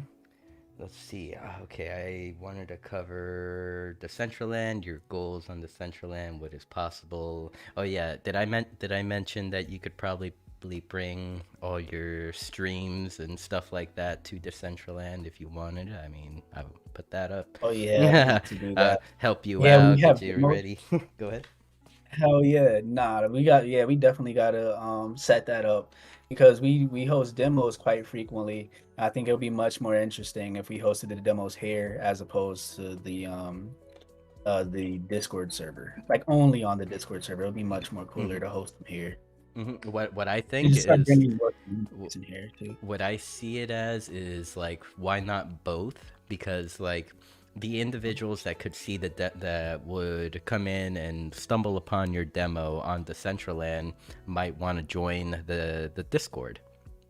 So like Mhm. then Oh, yeah. that just like helps growth on both ends. Maybe someone from Discord wants to watch on Decentraland with everyone else. Mhm. So I feel like And they that's all play hand in hand. Oh yeah, most definitely. And it's like this large screen that we have here, like especially as I become friends with more musicians, we like to set up um, concerts and stuff in here too. Yeah, yeah, please do. I mean, Like fashion shows. we love Yeah, music we could do here. something. Awesome, awesome. We could even set up like a fashion show in here too. That would be dope. Like, cause I have a lot of ideas with fashion. Like I was really into futuristic type of clothing, especially like on a higher end. So I like to like replicate that here. Mm-hmm. Like let's say like something like the Gob Chain pants that was created by 99 Percentis. That would be interesting. Like I would like my character to have that. Or what else would come to mind? Um, like some like futuristic clothing that this fashion influencer Bloody Osiris wears. Like to replicate some of that in here would be dope. Totally. And all these things are possible. I mean, we do also have like kind of fashion. It used to be a fashion week. It might be fashion month this year. Who knows? I'll have to look back into my archives. But we do have a fashion timeline, let's call it, where like let's say you're not ready, like you could always collaborate and join in on like other fashion shows that are being put together by the community Mhm. and Oh, for sure. showcased that way as well. Yeah, just to support. Like I would Hmm. definitely come through just to support the other shows for sure. Hmm. And yeah, so really looking forward to seeing like what experiences you can bring to Decentraland. Like you mentioned you're a coder, you're a Python coder. I did mention to you that like for Decentraland, usually TypeScript, Java, yeah, Java is like the coding language. I don't know how hard it might be to like go from one to the other. But Oh, it's not too hard. I mean, because I mentioned like I'm a prompt engineer, so ChatGPT, as long as you're very direct with it, you can get some very some functional code for sure. hmm I and mean, it's not like it can help with debugging too, like when you run into issues, but a lot of the times you have to be creative enough to solve the problem. Not necessarily like coding it, but like coming up with the logic and hmm then sharing the logic with ChatGPT because it's not like all that great with thinking of workarounds. Sometimes you have to guide it in the right direction, but at least it could provide that code if you give it like a very, very clear instructions. yeah, shout out ChatGPT. Let's go. So for the I guess the final topic segments, safety. The crypto space has gone under what seems to be a coordinated attack in Hmm. like in this last week, actually. My Yeah. my conspiracy theory is that it's all funded by the U.S. government to make crypto dump so that they can buy in cheaper. Um, yeah, this came That makes sense. after Pocahontas. Elizabeth Warren opened her mouth saying that crypto is for bad people. That all this started happening. So, um, I guess the question would be, in these kind of tough times right now, what are the biggest safety tips you can give our viewers in terms of like staying protected and all that? Navigating through the Web3 um, space. That's an excellent question, and a great way to end as well. I mean, we always talk about onboarding people into Web3, but we don't really go into how important operational security really is. Um, because it's easy for somebody to get in and get drained, right? So before you actually interact with a smart contract, before you sign anything, I will highly suggest that you install a browser extension for a smart contract viewer app that is called Wallet Guard. Now, Wallet Guard, it actually it's not a wallet, so it's not like you're actually like signing smart contracts or anything with it. It just allows you to know what's in that smart contract, and it relays the message in a way that's readable to a human. So when you're looking at a smart contract before you sign, you don't understand that stuff like a nonces and all this other like jargon that's presented to you, before you sign a contract. Oh yeah, I see somebody, Billy T Coin, gave a shout out to Wallet Guard is good. Yeah, Wallet Guard, yeah, it lets you know what you're about to sign before you sign it.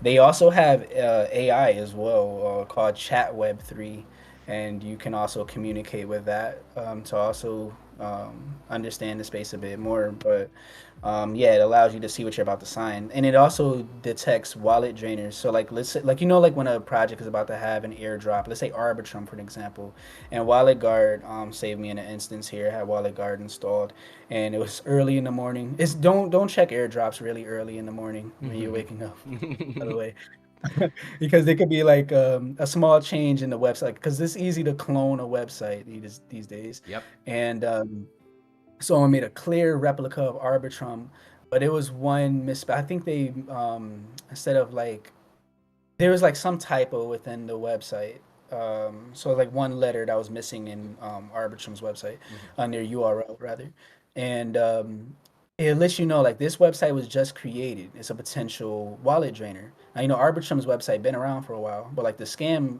website only been out for like a few days, maybe like a day or two. Yep. So it lets you know that this is a potential wallet drainer. And then yeah, and if you're about to sign a contract, it lets you know what's in that contract as well. I remember when I was about to click on some contract and it says this, and it was just to sign a transaction. It wasn't to like submit any type of payment or anything like that.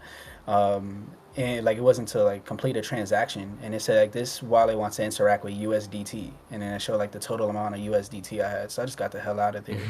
Um, aside from that though, you don't want to just like click on links either. Like even like when people like even like if your friends reach out to you, just I would say be skeptical of like if somebody like sending you links immediately, you don't just click on those because like some coders they could social engineer you, take over your friend's account, sim swap them or something like that, get you click on a malicious link and do all types of things to you from there. Expose your IP address, do an nmap on your IP, find vulnerabilities in your connections and stuff like that. So uh, I would say it's good to be somewhat skeptical as well, but for the most part, protect yourself in Web 2 before you even get involved in Web 3. So you could do certain things like use a VPN like Molvad.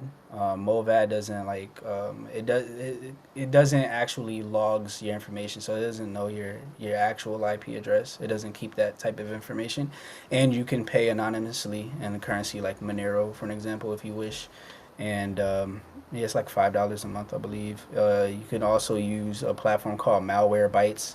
so that you don't get infected with malware. At least you be aware of it. Although there's ways around that too. If there's like some new 0-day exploit, I don't know like how advanced Malwarebytes is in detecting that, but that's a free open source software that you can use as well to stay safe in this space. Um, but yeah, I would say the most important thing that you can do as far as getting involved in Web3, I would just say get started with Wallet Guard for sure. So you at least know what you're about to sign before you sign it, and it relays the message that's human readable. So you clearly know what you're about to get into. Man, shout out to our Decentraland OG, Michael K. He is Oh yeah. he's currently part of the Wallet Guard team. You Hmm. know, he's been preaching the good word of Wallet Guard since like before I came on the space, into the space, and yeah, I can say that I've seen examples of Wallet Guard saving a lot of individuals from clicking on some sketchy shit. So yeah, make sure to check out Wallet Guard, everyone. Um, and I mean, tune into their Twitter Spaces as well. They're always sharing a lot of like information, very valuable information. Um, Definitely. Definitely. I just want to give a big shout outs to Michael K as well. I know that this one of his entry points into like just like the NFT culture was through Decentraland. He also attends our Code is Law Twitter Spaces every Friday. He's another really good friend of mine. We connect on the regular, and he mentioned how yeah, like his entry point into NFTs was through Decentraland. Like initially, he thought it was like he wasn't really into NFTs that much until he got involved in the Decentraland community, and how I believe his first friend within Decentraland was Peanut Butter, and yeah, PB. he connected, and yeah, he had a cool story how he got involved, and if I could also share, I know we're like you know close to time here, but Decentraland was like a big deal for me, like when I first got involved here, because when I first like joined the DAO space and just got involved in crypto altogether, I still had this like I still had an old laptop, this old Hewlett Packard that I had from like 2012, 2013, and it did not have the resources to play Decentraland smoothly at all, to say the least.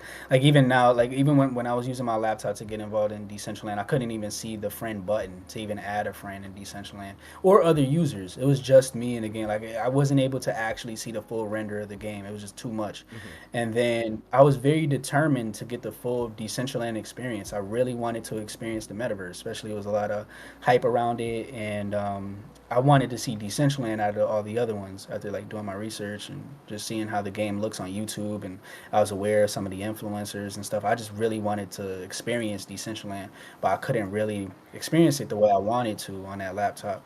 So I looked up on Reddit like how can you play games on an old laptop? Like is there got to be a workaround for it?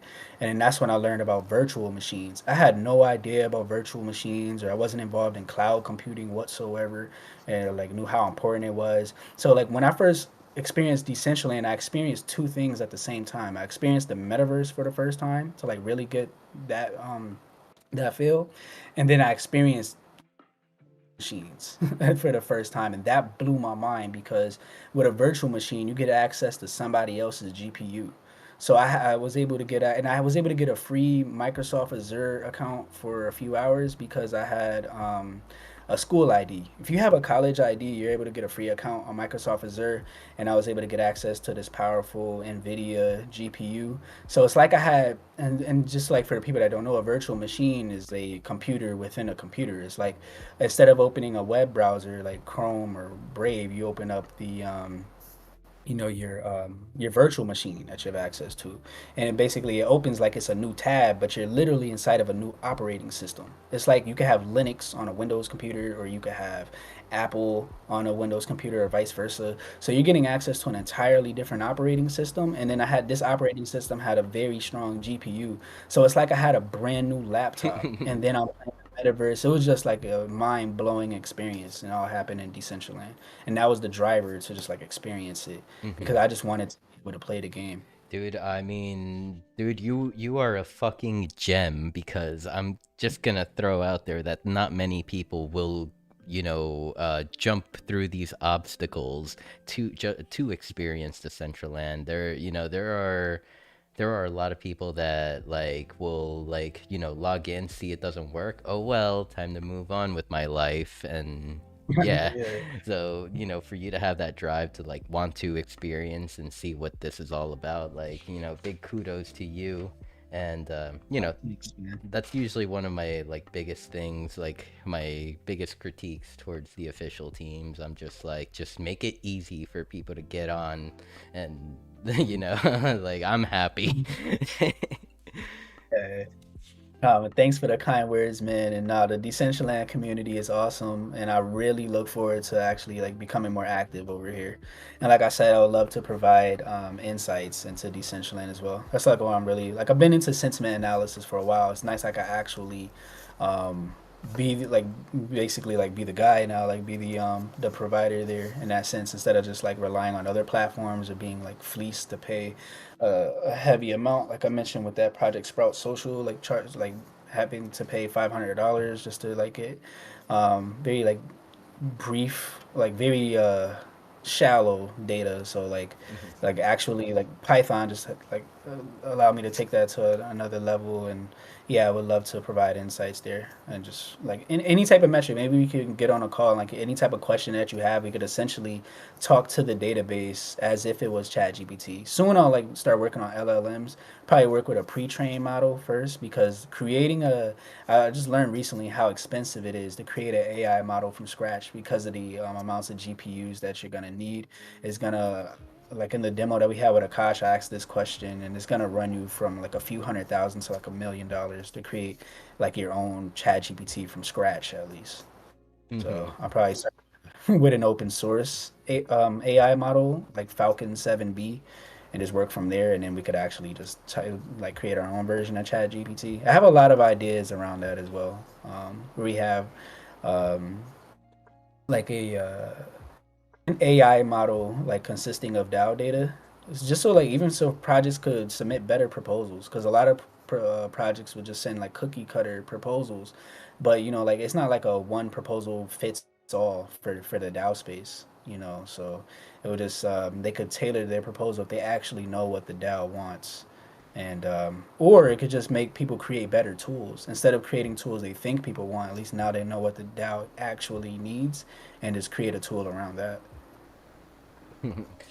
Definitely, man. Looking forward to, I mean, what your expertise could like bring to this platform. I really hope that like you kind of can find something that you can like put your focus onto, like within our space here.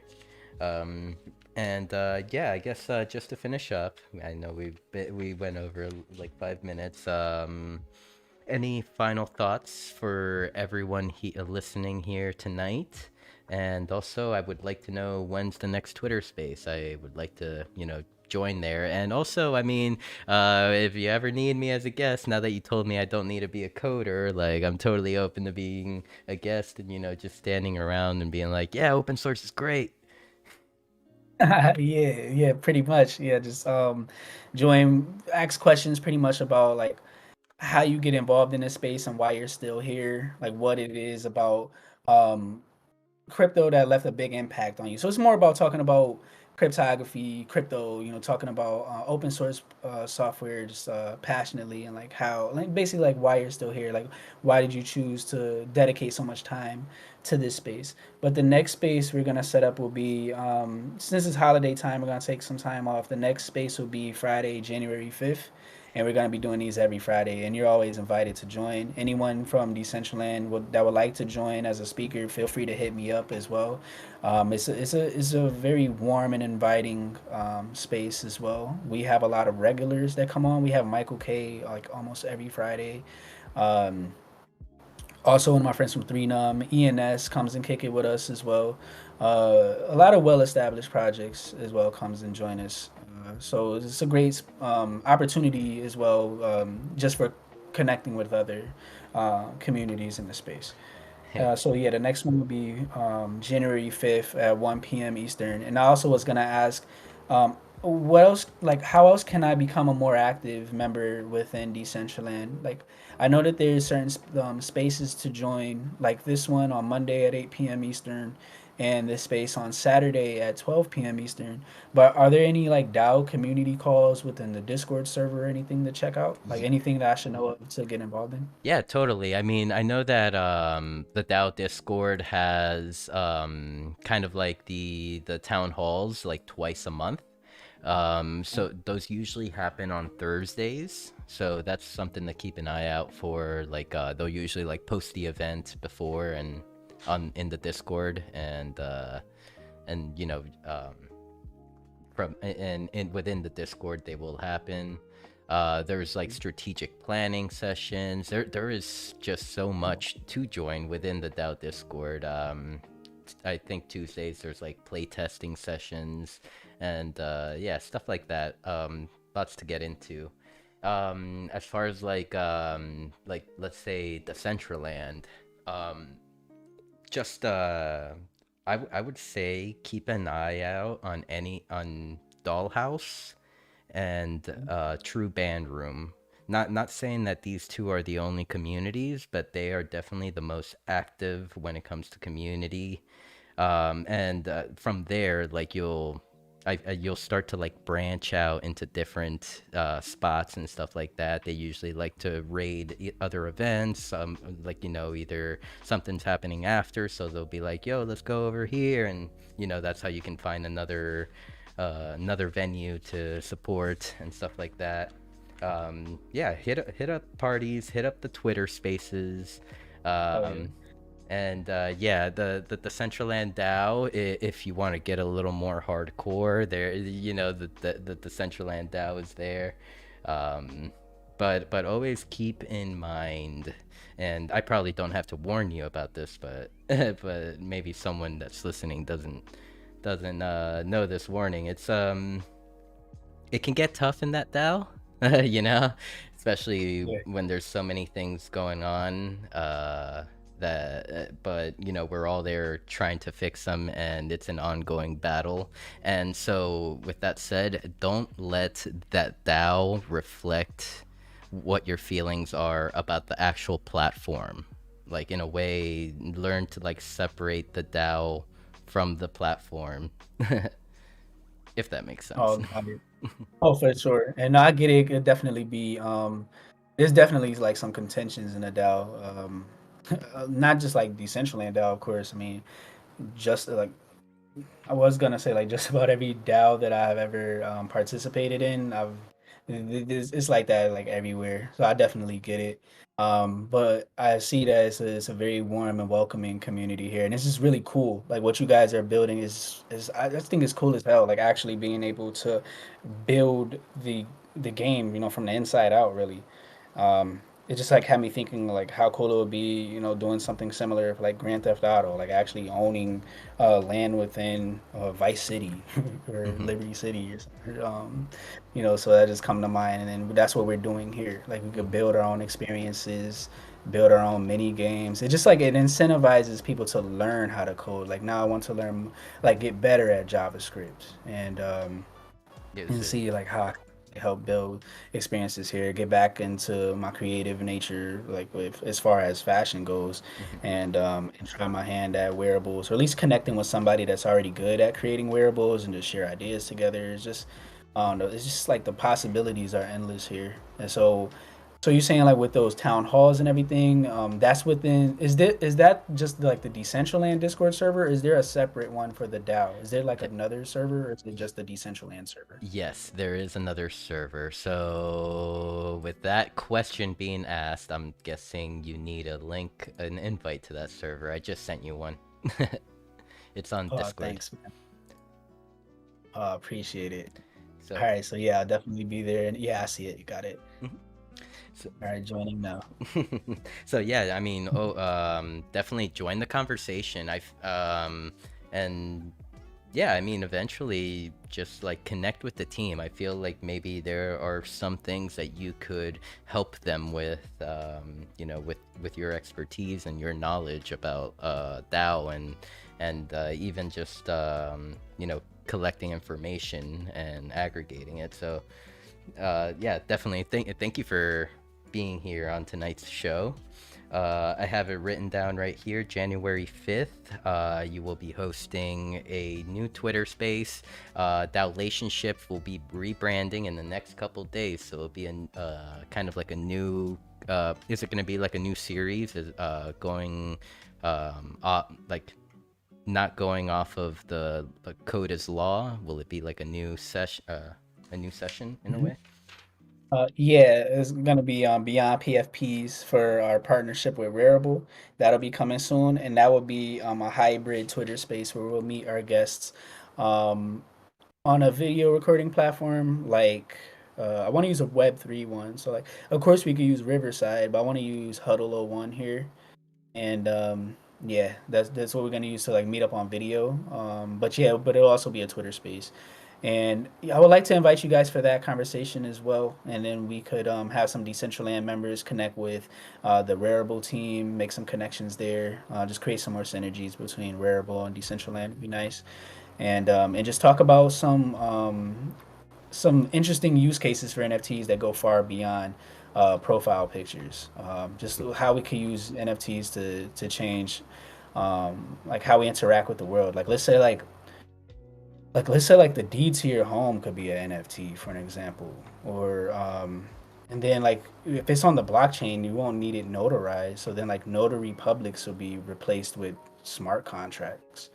And then like what other ways like can smart contracts replace things? I remember like one of the most well-known hackers, George Hotz or GeoHot they call him, like the first person to jailbreak the iPhone. He was saying like why he's so bullish on crypto, and then this is what inspired the name of the show being Code is Law, is because well there are other series, but it also inspired Beyond PFPs to a certain extent. But he mentioned how like lawyers are just like like overpaid, like people that are like overpaid in order to like confirm something, to prove Mm-hmm. something, but smart contracts can prove things. And then he was just saying like you could put a prenup on a blockchain, like a prenuptial agreement could be an NFT. And he was like, sorry, divorce lawyers, you're getting replaced with Python smart contracts. And just like, and then he said like why he's so bullish on crypto is not just for like a few tokens or a few coins. It's just the underlying technology, the fact that we could live in a system now where the defense win, where code is law. And then I was like, I just wanted to see if any other podcasts were named Code is Law, and it wasn't. So I'm gonna run with that name. I just liked how it sounded. But yeah, I really just want to start having more conversations on how we could noticeably like change the world with this technology.